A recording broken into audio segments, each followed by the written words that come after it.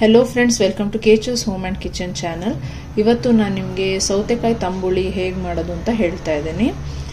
ಇದಕ್ಕೆ ಮೊದಲಿಗೆ ನಾವು ತಂಬುಳಿ ಅಂದ್ರೆ ಮೊದಲಿಗೆ ಮಜ್ಜಿಗೆ ಬೇಕಾಗುತ್ತೆ। ಸೋ ಹಾಗಾಗಿ ನಾನು ಮೊಸರಿದೆ ಅದನ್ನ ಮಜ್ಜಿಗೆ ಮಾಡ್ಕೊಳ್ತೀನಿ। ಆದಷ್ಟು ಹುಳಿ ಕಮ್ಮಿ ಇರೋ ಮೊಸರನ್ನ ತಗೊಳ್ಳಿ। ನಾನು ಮಿಕ್ಸಿಗೆ ಹಾಕಿಬಿಟ್ಟು ಇದನ್ನ ಚೆನ್ನಾಗಿ ಕಡಿತೀನಿ। ಮಜ್ಜಿಗೆನ ಒಂದು ಬೌಲ್ಗೆ ಶಿಫ್ಟ್ ಮಾಡ್ತೀನಿ। ತಂಬುಳಿ ಯೂಶಲಿ ತೆಳ್ಳಗೇನೆ ಇರುತ್ತೆ, ಹಾಗಾಗಿ ಸ್ವಲ್ಪ ನೀರು ಕೂಡ ಆ್ಯಡ್ ಮಾಡ್ತೀನಿ। ಈಗ ಒಂದು ಮಸಾಲ ಪೇಸ್ಟ್ ಮಾಡ್ಕೋಬೇಕು। ಒಂದು ಸಣ್ಣ ಪೀಸ್ ಶುಂಠಿ, 3 ಹಸಿಮೆಣಸಿನಕಾಯಿ, 1 ಟೀ ಸ್ಪೂನ್ ಅಷ್ಟು ಜೀರಿಗೆ, ಸ್ವಲ್ಪ ಕರಿಬೇವು, ಒಂದು ಸೌತೆಕಾಯಿ ಪೀಸ್ ಮಾಡಿ ಹಾಕ್ತಾ ಇದ್ದೀನಿ। ಸಿಪ್ಪೆ ಸಮೇತ ಕೂಡ ಹಾಕೋಬಹುದು ಎಳೆದಿದ್ರೆ। ಅರ್ಧ ಕಪ್ ಕಾಯಿ ತುರಿ, ಫ್ರೆಶ್ ಇದ್ರೆ ತುಂಬ ಚೆನ್ನಾಗಿರುತ್ತೆ। ಸ್ವಲ್ಪ ಕೊತ್ತಂಬರಿ ಸೊಪ್ಪು, ಇಷ್ಟನ್ನು ಹಾಕಿ ರುಬ್ಕೊಳ್ಳೋಣ ನುಣ್ಣಗೆ। ಸ್ವಲ್ಪ ನೀರು ಆ್ಯಡ್ ಮಾಡ್ತೀನಿ, ಸೌತೆಕಾಯಲ್ಲಿ ಆಲ್ರೆಡಿ ನೀರು ಇರೋದ್ರಿಂದ ಸ್ವಲ್ಪ ಹಾಕ್ತೀನಿ। ಈಗ ನುಣ್ಣಗೆ ರುಬ್ಕೊಂಡಿರೋ ಮಸಾಲನ ಮಜ್ಜಿಗೆ ಜೊತೆ ಹಾಕೋಣ।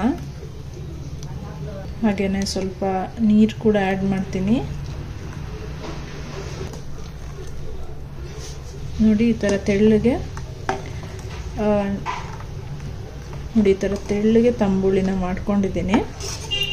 ಇದಕ್ಕೆ ಈಗ ಉಪ್ಪು ಹಾಕೊಳ್ಳೋಣ। ಇಷ್ಟು ಕನ್ಸಿಸ್ಟೆನ್ಸಿ ಚೆನ್ನಾಗಿರುತ್ತೆ ಅನ್ನಕ್ಕೆ। ಈಗ ಇದಕ್ಕೆ ಒಂದು ಒಗ್ಗರಣೆ ಹಾಕಬೇಕು। ಒಗ್ಗರಣೆಗೆ ಎಣ್ಣೆ, ಸ್ವಲ್ಪ ಸಾಸಿವೆ, ಒಣಮೆಣಸಿನಕಾಯಿ, ಒಂದು ಟೀ ಸ್ಪೂನ್ ಅಷ್ಟು ಎಳ್ಳು, ಬಿಳಿ ಎಳ್ಳು, ಇದು ರುಚಿ ಚೆನ್ನಾಗಿರುತ್ತೆ। ಸ್ವಲ್ಪ ಕರಿಬೇವು, ಸ್ವಲ್ಪ ಇಂಗು, ಇಷ್ಟೇನೆ। ಒಗ್ಗರಣೆನ ಇವಾಗ ತಂಬುಳಿಗೆ ಹಾಕೋಣ।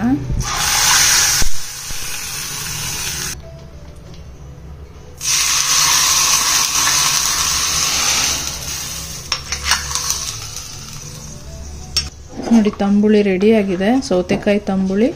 ಇವಾಗ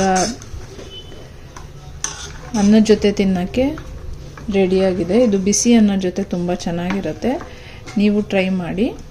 ಹಾಗೇನೆ ಹೇಗಿತ್ತು ಅಂತ ತಿಳಿಸಿ। ವಿಡಿಯೋ ಇಷ್ಟ ಆಗಿದ್ರೆ ಲೈಕ್ ಮಾಡಿ, ಶೇರ್ ಮಾಡಿ, ಚಾನಲ್ನ ಸಬ್ಸ್ಕ್ರೈಬ್ ಮಾಡಿ। ಮತ್ತೆ ನೆಕ್ಸ್ಟ್ ವಿಡಿಯೋದಲ್ಲಿ ಸಿಗ್ತೀನಿ, ಅಲ್ಲಿವರೆಗೂ ಬಾಯ್।